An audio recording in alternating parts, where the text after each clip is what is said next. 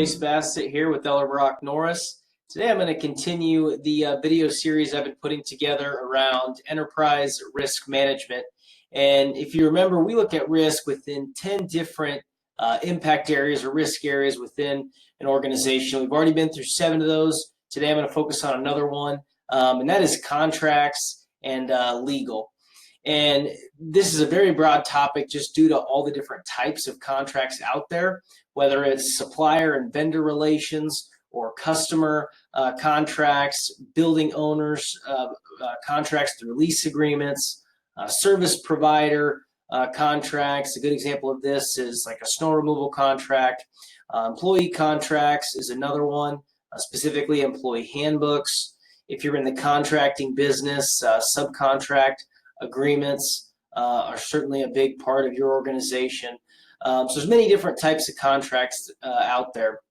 And I want you to think of a couple different things here.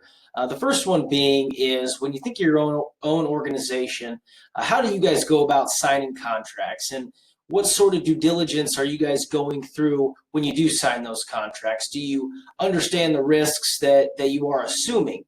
Many times contracts are very complex, and the language in those isn't easy to understand. So are you aware of some of the requirements being placed on you? This can include insurance requirements, but also many other requirements relating to that specific contract. Another area to think about is, are you having legal counsel review any of those contracts? Some contracts are easier to understand than others, but again, they can be very complex, and a lot of times it requires an expert to interpret those contracts effectively. And oftentimes when we find out or when we evaluate this area with organizations, we find out that there's one person in the organization that's simply signing the contract and moving on. I caution you on doing this because if there's ever an issue between you and the third party or whoever you're signing that contract with, that is the first document that they're going to look at in order to see how that issue plays out.